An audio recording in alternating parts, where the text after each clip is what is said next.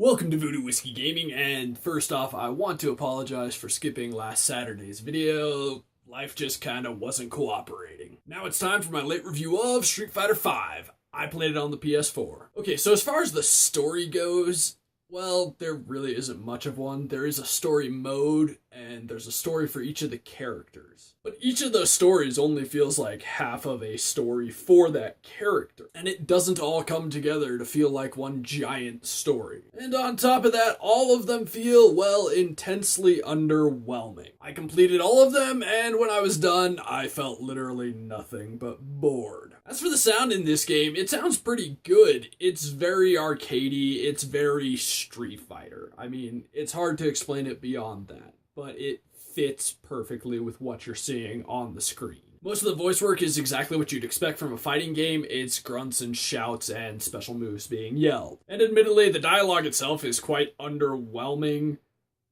just like the stories. The weird part is, the voiceover work itself is actually pretty good. It's better than the dialogue or the stories. Now, as for the gameplay, it's a fighter. It's two guys beating the crap out of each other and using special moves. As for the game modes, this is where Street Fighter V fell on its face, like flat on its face for me. If you're like me and you suck at Street Fighter, well, there's not a lot of single player in this game for you. You've got the story mode and the survival mode. Everything else is competitive. As for the controls, I felt they worked really well. I don't have any complaints with them. I have admittedly not been a fan of the Street Fighter super moves in the past couple games. I just don't like how you're supposed to manipulate the sticks or the D-pad to get these moves to work. Some of them work really well, some of them don't. But overall, I felt the game responded very well. If I pushed up, I jumped. If I hit one of the punch or kick buttons, I punched and or kicked. I have no complaints with how the controls responded. Now, as for the graphics, I really enjoy Street Fighter's gameplay graphics. I think they're really cool. I like the art style that they have going on, and the lines were super clean. It just looked great. Unfortunately, all the cutscenes are done in these still frames, and while the artwork is really good looking,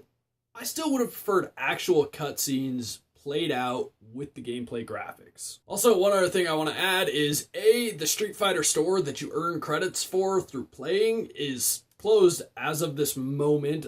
They say it'll open in March, but why isn't it open now? Also, there weren't a lot of costumes, and maybe you'll be able to get some more through that store, or they'll come through DLC. Either way, I would have liked more to start. Again, I want to point out, I suck at Street Fighter V.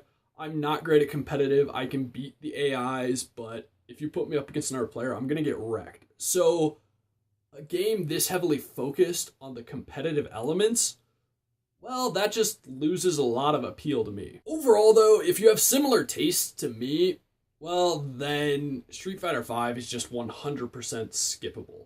Save yourself the money. On the other hand, if you have the exact opposite tastes of me, and you're actually good at competing in Street Fighter competitively, well, then you're probably going to enjoy this one. But not so much me. So in the comments below, why don't you let me know who your favorite Street Fighter character is? Thanks for watching, and if you enjoyed the video, please hit that like button. And if you like what I'm doing in general, share or subscribe. Have a good one.